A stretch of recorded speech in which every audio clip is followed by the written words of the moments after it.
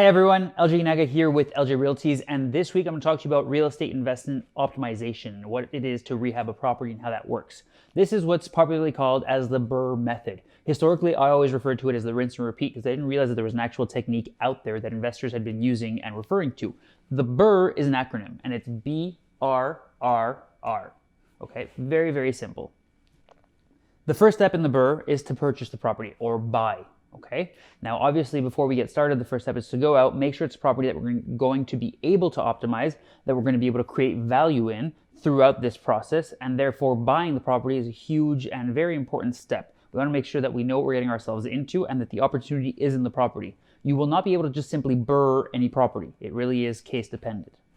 The second letter is rehab, and the rehab is to go in there and start renovating whatever is necessary in order to optimize the rents. Typically that will be kitchens, bathrooms, floors, anything aesthetic that most tenants will pay you more money for. People say, oh, does that mean I have to redo the brick and the roof and this and that? And the answer there is, well, if the building requires it, then yes. However, I've never had a tenant pay me more money because the brick was nicer. Okay, if the general aesthetic, obviously, and the curb appeal is nicer, that might be a separate thing. But brick, structure, foundation, these are all things that every tenant expects to be in good condition. They don't go in there thinking like, oh, this is a beautiful foundation, right? So we really like to focus our efforts on properties that have really good bones, if you will, and just need aesthetic work to be done to them. The next letter is rent. Obviously, the next phase of this is to re-rent the property and to have cash flow coming in.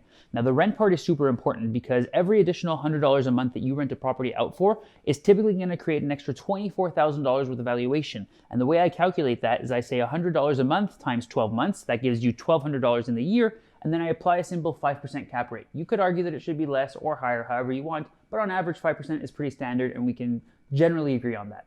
You divide that $1,200 a year by that 5% cap rate, and that gives you that $24,000 valuation. The next letter in the process is the refinance. Once we've done the rehab and the rent, we now have to refinance the property. Okay. Now this part is super important because this is where we're going to recapture our investment. We're going to get back a lot of the cash that we had to inject into the property in order to really make this process feasible. The higher rents that you were able to get for the property, the higher refinance you're going to be able to get. And that's why you have to make sure that you're always being very conscious of this while you're going through the process.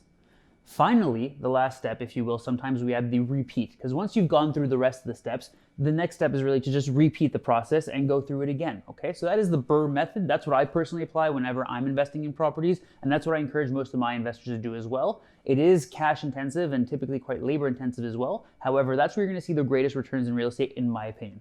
Thank you so much for watching. I look forward to seeing you guys next week. Take care.